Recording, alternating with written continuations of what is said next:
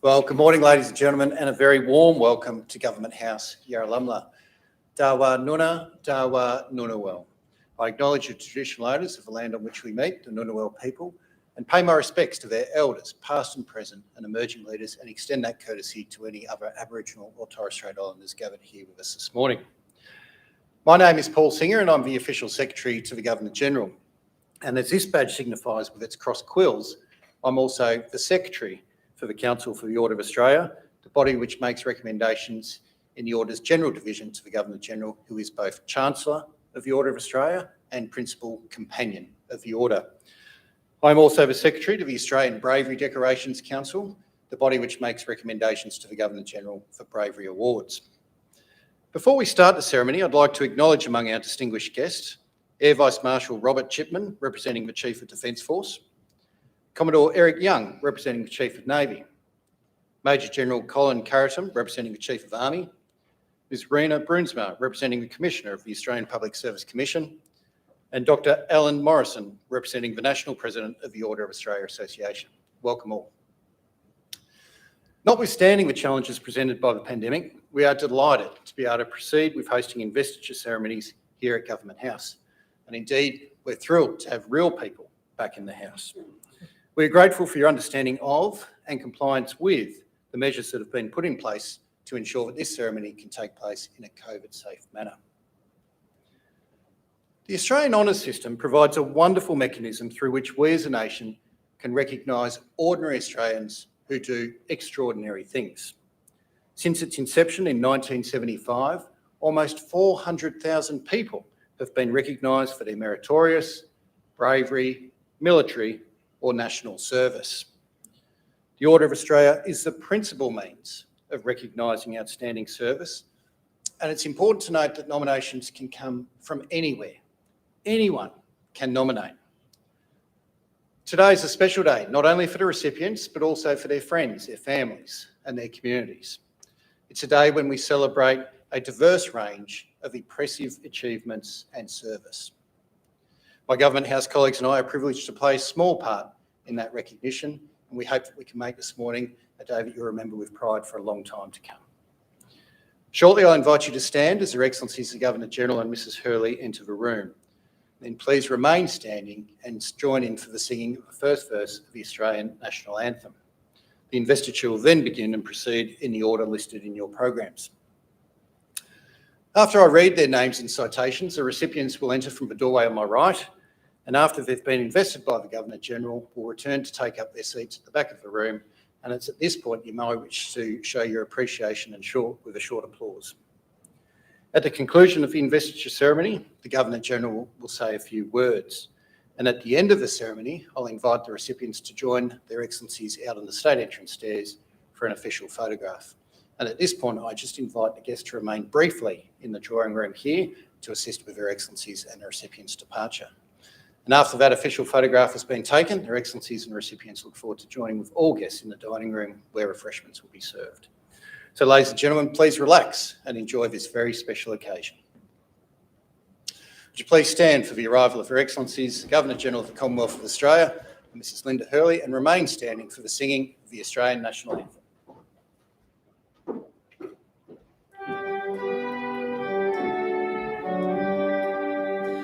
Australians, all let us rejoice, for we are one and free. We've golden soil and wealth for toil, our home is girt by sea. Our land abounds in nature's gifts of beauty rich and rare. In history's page let every stage advance Australia fair. In joyful strains then let us sing, advance Australia fair. Thank you. Please be seated. Good morning and a very warm welcome to Government House Yarralumla on a special day for somewhat apprehensive recipients sitting behind us, but a joyous day to celebrate contributions to our country. I'd begin by acknowledging that Government House at Yarralumla sits on the land of the Ngunnawal people and thank them for looking after this beautiful part of our country for generation after generation and pay respects to their elders past and present. Obviously today is an important day. Everyone's here dressed in their finery, the military is in their best uniforms, there's a bit of ceremony, a bit of protocol about the day, as it should be. Today we are recognising under the Order of Australia and its accompanying awards and a system which is the preeminent system by which we recognise contributions by our citizens, contributions back to us, to our nation and internationally. There can be no better week, and in fact these 2 weeks where we conduct investitures at Government House after the Australia Day announcements and the Queen's Birthday announcements are the highlights of our year. And I hope they are a highlight for you as we celebrate with each of the recipients today. The Order of Australia was introduced in 1975 to replace the Imperial Award system. It has, I think, one unique, perhaps, characteristic about it, and that the nominations for the recipients come from community. It's a bottom-up system. Ours is not a system where elites in Sydney, Canberra, elsewhere, look around the country, reach down and say, Bill, Bob or Jenny is doing a great job, we're going to give them a medal to thank them. Everyone in the general division, the community division, is nominated by the community, by their peers. I want you to bear that in mind as we go through the ceremony today, because I'm going to issue some homework to you after the ceremony concludes. Now, the youngest children here didn't expect to get homework today, but that's what we're going to have.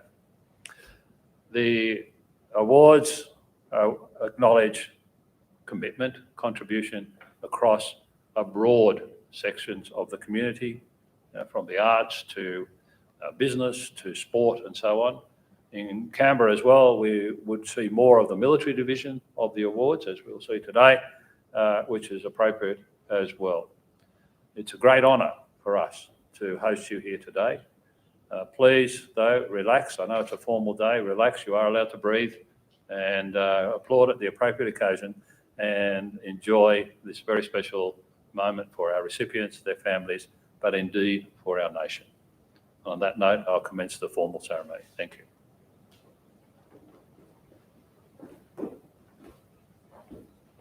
Thank you, Governor-General. Your Excellency, to be presented with the insignia of his appointment as a member in the General Division, Emeritus Professor Ian Riley. For significant service to tertiary medical education, notably to tropical health. Professor Riley has had a distinguished career in the field of public health for over 50 years and has made a sustained difference to the public health through his research, teaching and leadership in the Asia-Pacific region and across the globe. He has been a diagnostic expert and consultant in acute respiratory infections in tropical communities. He's also a global authority on research methodology used for demographic surveillance, which directly influences health planning. As a foundation professor of tropical health at the University of Queensland, he expanded his previous work on the global burden of disease and introduced an innovative bachelor's course in Indigenous primary healthcare. Professor Riley is a quiet achiever whose efforts in the areas of public health education, training and research are most deserving of our recognition. Emeritus Professor Ian Riley, appointed a member of the Order.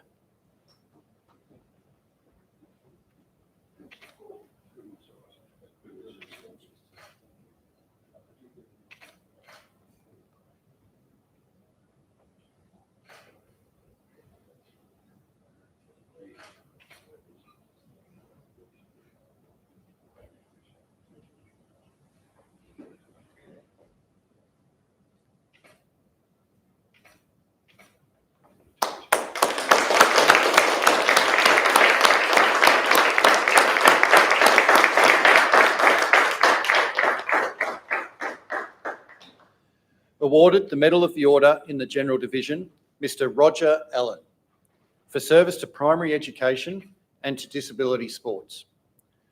Mr. Allen, throughout his more than 40-year teaching career, has made a positive difference to young people in schools across the Canberra region. He's been an outstanding role model, and his capacity to engage and establish respectful relationships with disenfranchised children has earned him high respect. He has also willingly shared his extensive teaching experience with younger educators, gaining their appreciation as a valued mentor. Additionally, he has supported a range of wheelchair sports through fundraising activities and acted as an advisor to the Planning Committee for the Pacific Games regarding facilities for the disabled. Mr. Allen's dedication to youth in our community over many years has been of the highest order. Mr. Roger Allen awarded the Medal of the Order.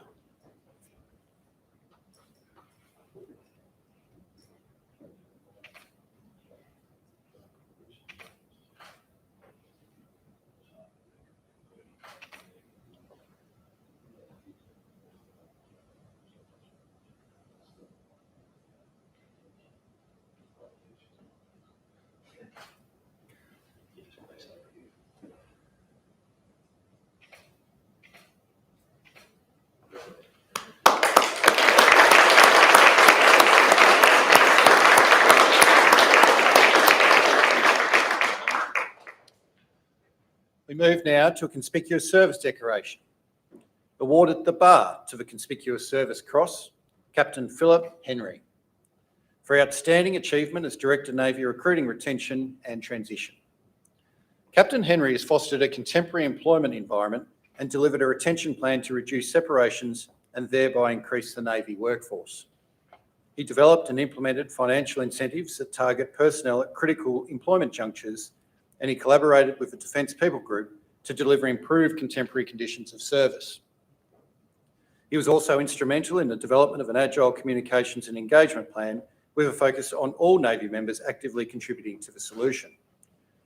Through his efforts and diligence, from 2018 to 2020, separations reduced by over 3% and workforce growth increased by more than 12%. Captain Henry's achievements have resulted in our Navy now having a strong growth trajectory, the largest in over 25 years.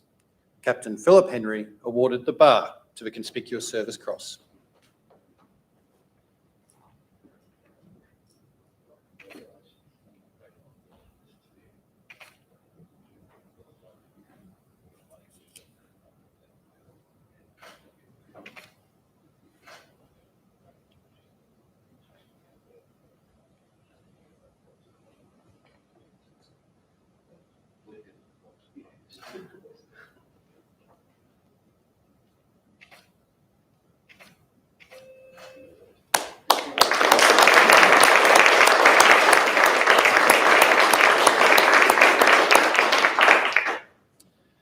We move now to the Meritorious Service Awards. Awarded the Public Service Medal, Mrs. Belinda Fraser, for outstanding public service to fostering collaborative arrangements for securing ventilators for the Australian Government National Medical Stockpile in response to the COVID-19 pandemic. Mrs. Fraser has made a significant contribution during the COVID-19 pandemic in her role with the Ventilator Task Force. She was integral to developing a blueprint to secure sufficient supplies of medical equipment at a time when ventilators were in high demand in an extremely competitive global environment. She successfully built a good rapport with key manufacturers, both in Australia and internationally, and fostered a successful partnership with Australia's largest supplier of respiratory healthcare solutions. Mrs. Fraser also identified innovative ways to support the company, which allowed them to continue producing ventilators for our nation's medical stockpile. Mrs. Belinda Fraser awarded the Public Service Medal.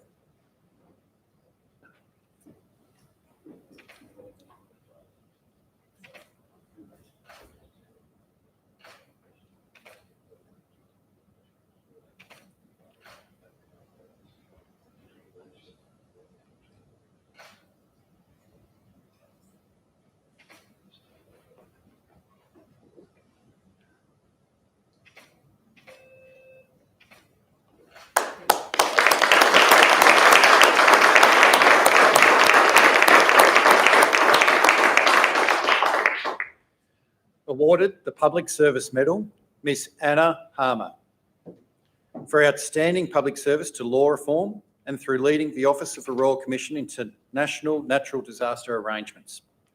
Ms Harmer has provided outstanding service to policy development and law reform in national security, criminal justice and international crime cooperation.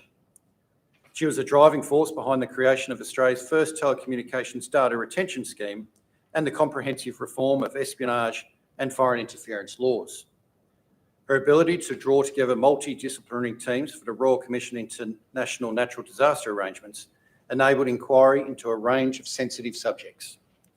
Ms Harmer was also integral to the design of a fully virtual operating model for the Royal Commission, enabling the timely delivery of its mandate with no decrease in public participation or performance of its function.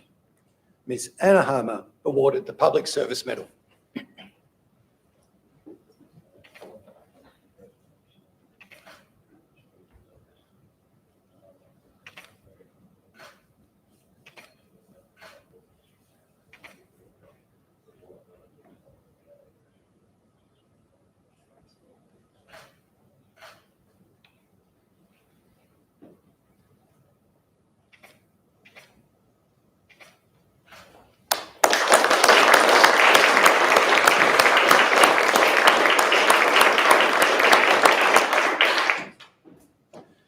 Awarded the Public Service Medal, Ms Rachel Jolly, for outstanding public service through innovative policy development and implementation, supporting Pacific Islander workers during the COVID-19 pandemic. Ms Jolly has demonstrated a high level of dedication to the creation of new policy and operational methods needed to preserve the delivery of the Pacific Labour Scheme and the Seasonal Worker Program during the COVID-19 pandemic. In response to the pandemic, she created practical arrangements for 8,000 Pacific workers who were in Australia at the time.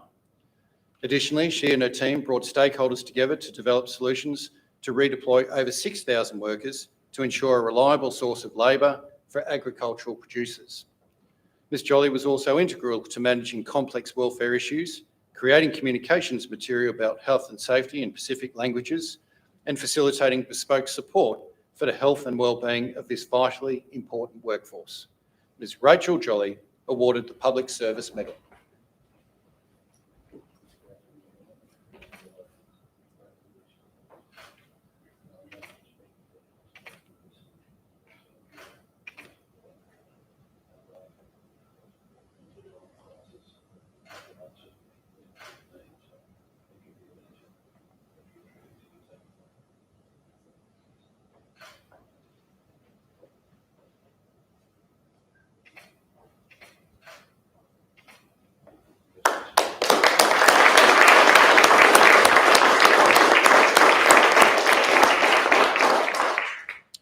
Awarded the Public Service Medal, Mr Michael Ryan, for outstanding public service to policy and program development to ensure a supply of the agricultural workforce during COVID-19. Mr Ryan has been at the forefront of agricultural policy development, leading the Department of Agriculture, Water and the Environment's response to the workforce challenges posed by the COVID-19 pandemic.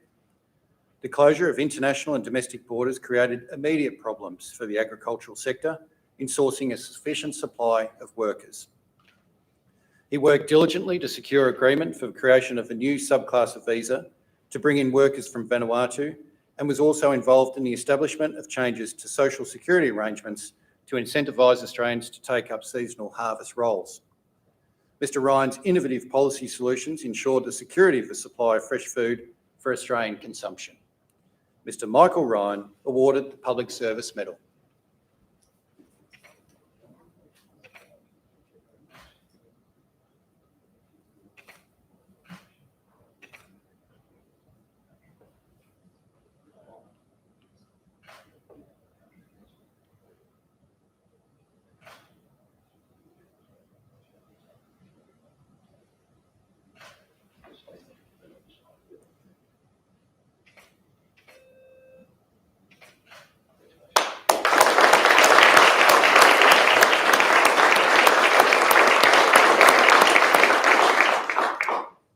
Your Excellencies, ladies and gentlemen, that concludes the presentations this morning. We've acknowledged each of the recipients individually. I think it would be appropriate now to acknowledge them as a group. Congratulations.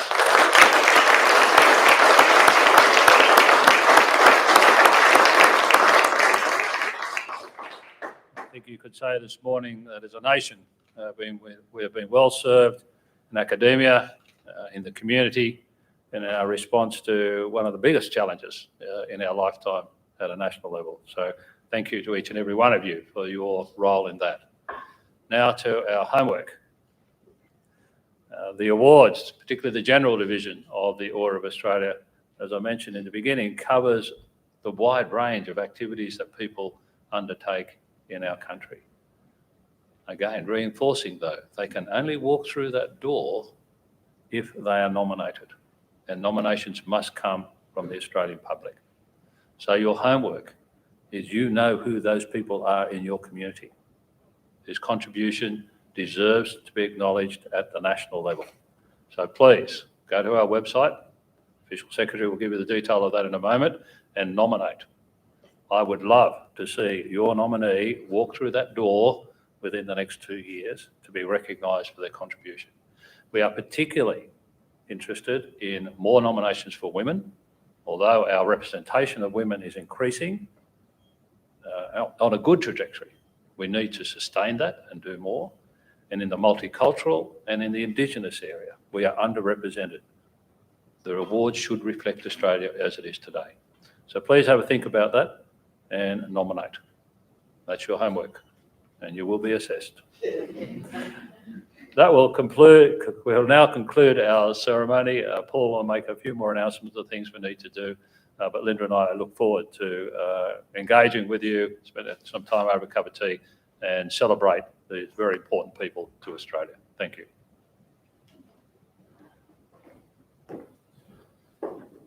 Thank you, Your Excellency. Well, ladies and gentlemen, to assist with the homework set by the Governor-General, I do encourage you to access the online nomination form via the Governor-General's website at www.gg.gov.au. Nomination form, very easy to complete, and as the Governor-General said, we look forward to seeing the fruits of those nominations come through at a future investiture such as this. Shortly, we'll invite the recipients to join with Their Excellencies on the state entrance stairs for a photograph, and just invite guests to remain briefly in the drawing room while that takes place. Would you please stand for the departure of Their Excellencies, the Governor-General and Mrs. Hurley, and the recipients.